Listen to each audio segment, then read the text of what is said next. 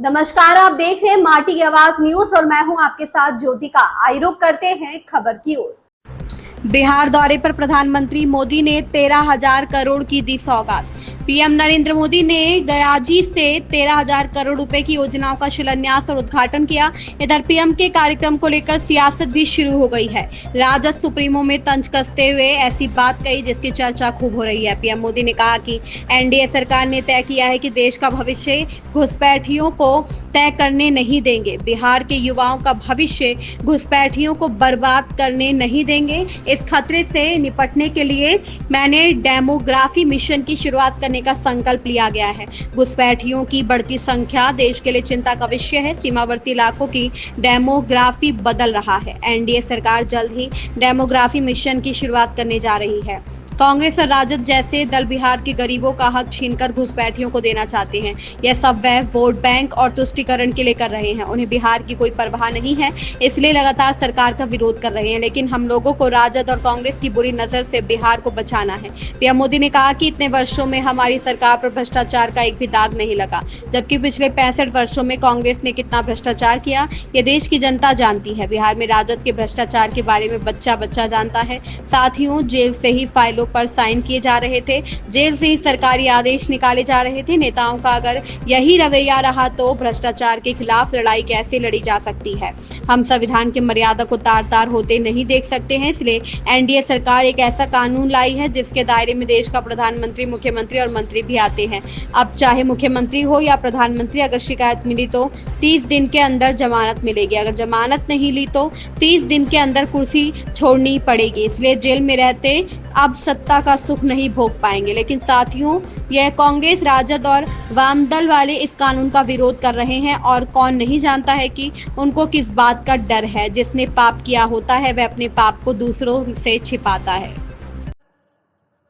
12,000 करोड़ रुपए की परियोजनाओं का लोकार्पण या शिलान्यास हुआ है। इनमें ऊर्जा, स्वास्थ्य और शहरी विकास के जुड़े कई बड़े प्रोजेक्ट्स हैं। इनसे बिहार के उद्योगों को ताकत मिलेगी और युवाओं के लिए रोजगार के नए अवसर भी बनेंगे। मैं इन परियोजनाओं के लिए बिहार के लोगों को बधाई देता हूं। बिहार में बेहतर स्वास्थ्य सुविधाओं के लिए आज यहां हॉस्पिटल और रिसर्च सेंटर का उद्घाटन भी हुआ है। अब बिहार के लोगों को कैंसर के इलाज के लिए एक और सुविधा मिल गई है। साथियों, गरीब के जीवन से मुश्किलें दूर करना, महिलाओं के जीवन को आसान बनाना मुझे जनता जनार्दन का सेवक बनकर यही काम करने में सबसे ज्यादा खुशहाली होती है।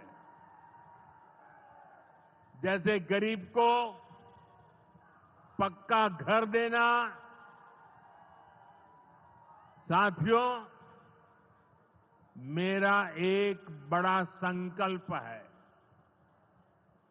जब तक हर जरूरतमंद को पक्का घर नहीं मिल जाता, मोदी चैन से नहीं बैठेगा।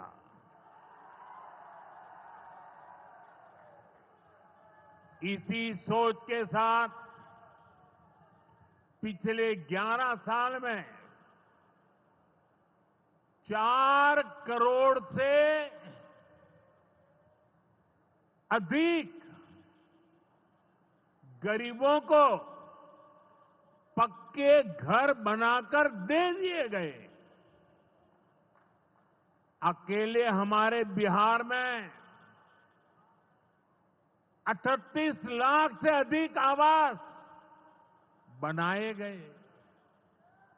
गया जिले में भी 2 लाख से अधिक परिवारों को अपना पक्का घर मिला है।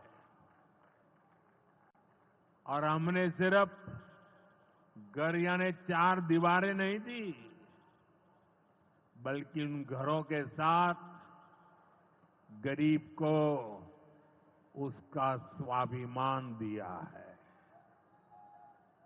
इन घरों में बिजली, पानी, शौचालय और गैस कनेक्शन की सुविधाएं दी हैं। यानी गरीब परिवारों की भी सुविधा, सुरक्षा और सम्मान से जीने की गारंटी मिली है।